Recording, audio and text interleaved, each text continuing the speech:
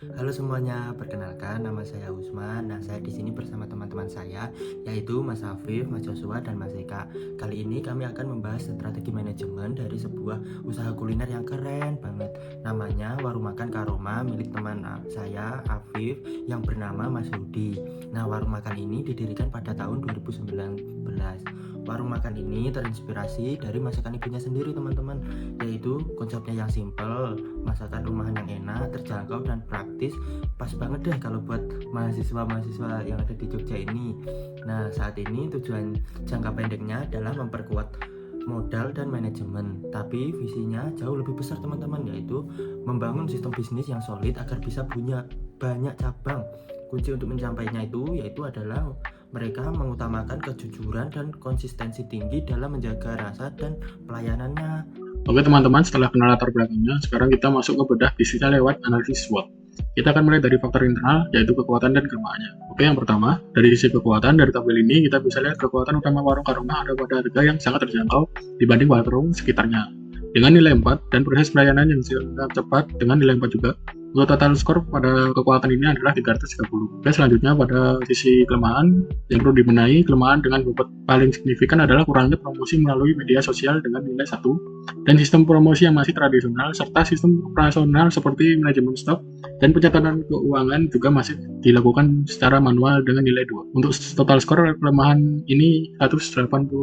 Sekarang kita beralih ke faktor eksternal, dimulai dari sisi peluang. Oke, dari sisi peluang ini yang paling menarik, peluang yang skor tertinggi adalah membuat paket harga khusus untuk mahasiswa dengan nilai 4. Ini nyambung banget sama kekuatan di harga yang murah, dan yang paling penting ada peluang besar untuk promosi lewat sosial media dan mendaftar ke platform kuliner digital dengan nilai 4. Jadi untuk total skor pada sisi peluang adalah 360.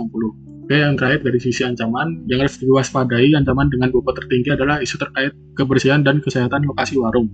Ini fatal banget dan harus jadi prioritas untuk dijaga. Selain itu, persaingan yang ketat dengan warung serupa dan potensi kenaikan harga bahan baku juga menjadi tantangan konstan. Jadi pada sisi ancaman mendapat total skor 200. Oke, selanjutnya kita masuk ke perhitungan kuantitatif dari analisis SWOT sebelumnya dengan menggunakan rumus. Yang pertama kita menentukan nilai X, yaitu strength 330 dikurangi dengan weakness 185 dibagi 2, nilainya yaitu 172,5.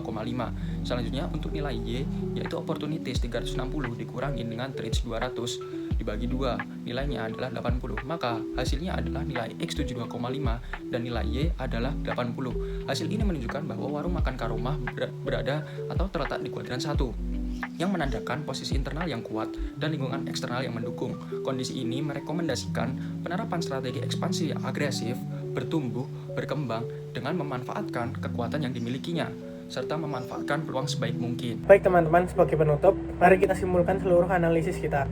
Dari sisi internal, warung Karoma punya fondasi yang sangat kuat, cita rasa khas masakan rumahan, serta harganya yang murah, jadi nilai plus banget bagi pelanggan yang cari makan praktis.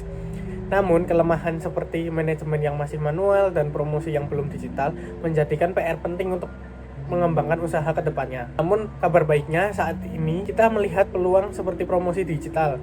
Nah, ini adalah solusi yang bisa langsung menjawab kelemahan utamanya tadi. Karena kekuatan dan peluangnya begitu besar, analisis menempatkan warung ini di kuadran 1 untuk menjadikan strategi yang agresif. Tentu saja strategi ini harus dijalankan dengan tetap waspada.